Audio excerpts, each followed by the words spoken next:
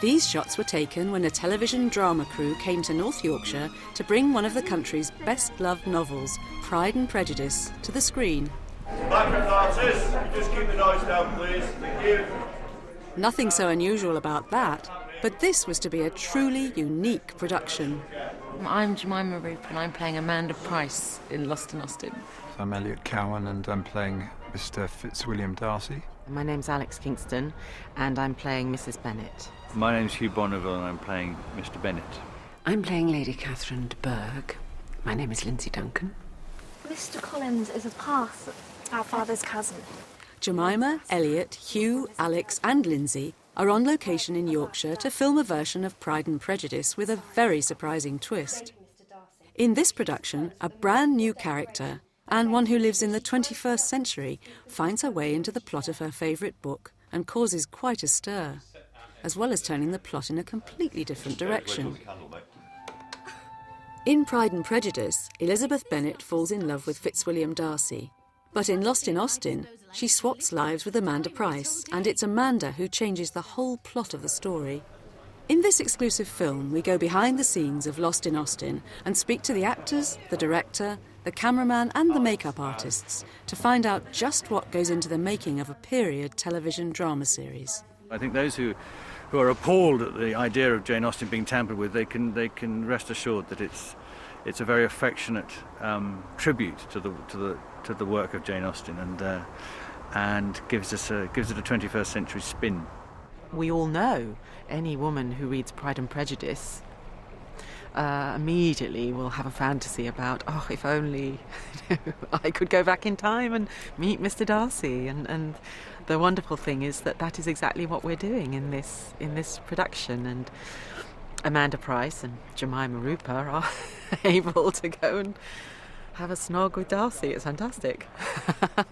It's using all the same characters, including Elizabeth Bennet, but really she is, as a heroine, is taken out of the story and planted in present day, swapped over with a woman in her 20s, similar sort of place in her life from that period, who goes back in time, as it were, to the Pride and Prejudice story. We knew as soon as we saw Elliot Cowan that he was the man for the breaches.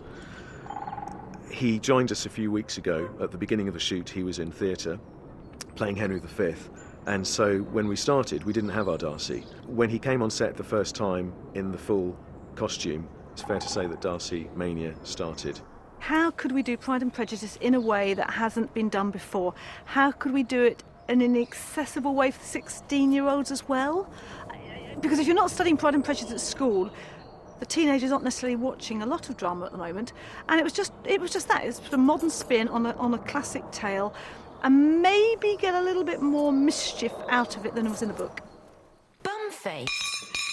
Did I say that out loud? Sometimes you get sent stuff and you read it and you're just like, oh, it's quite depressing, and you say, oh, it just feels more like a job, and this was just such a joy to read. And I think I had the first 2 episodes and I just wanted the next ones and to find out what happened, and the more I read, the more I kept thinking, this is my part, I must get this, and it was just terrifying when you're auditioning for it.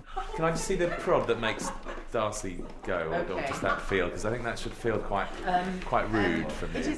I started reading and realised very quickly that actually it's not Pride and Prejudice as we know it, and because of the involvement of a contemporary character, Amanda Price, the world of the Bennets is sort of thrown into turmoil, and that actually presented then some really interesting storylines, and it's very well written. Guy Andrews he's a lovely writer. All's well, Mr. Collins? Birds are that way. Yes. Guy Henry plays the repugnant social climber Mr. Collins, a man too easily impressed by money and status. For me, it's one of the loveliest scripts I've read for ages.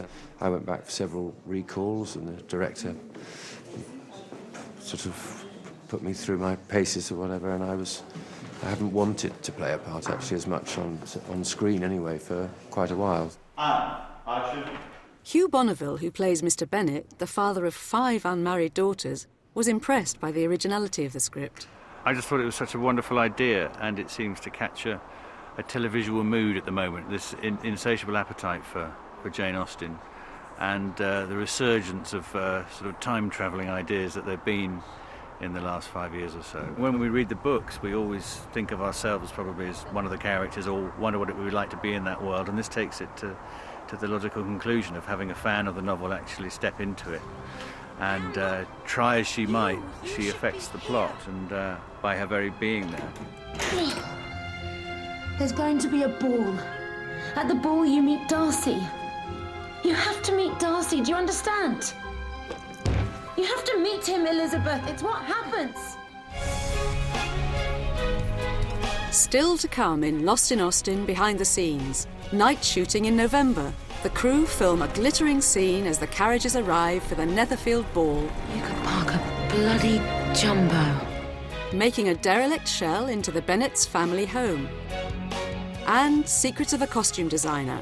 How to dress 60 extras in time for a candlelit dance sequence.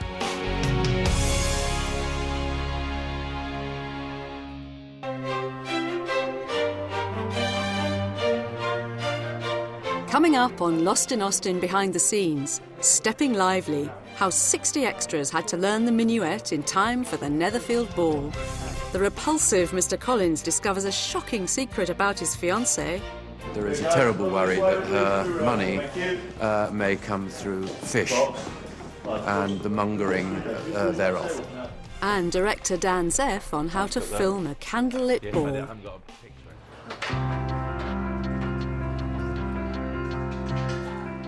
Amanda Price, played by Jemima Rooper, is the 21st century girl living an independent life in London.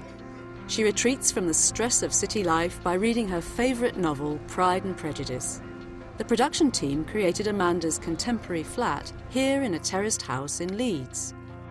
Amanda is a modern girl from 2008 who is dissatisfied with her life, and she's unhappy, and that she sort of seeks solace in the novel Pride and Prejudice by Jane Austen, and it's her escape, and she worships it, and she loves the sort of gentleness about it, and the beauty and the courtship, and she's got this boyfriend who she is in love with, but is very uncouth and just very modern, and she ends up swapping places with Elizabeth Bennet and going into the world of Pride and Prejudice, and then sort of discovering that she's not quite as able to cope with it as she thought, and that her modernity is a bit too much for that world, and she starts kind of setting things in motion that shouldn't be set in motion, and basically messing it all up.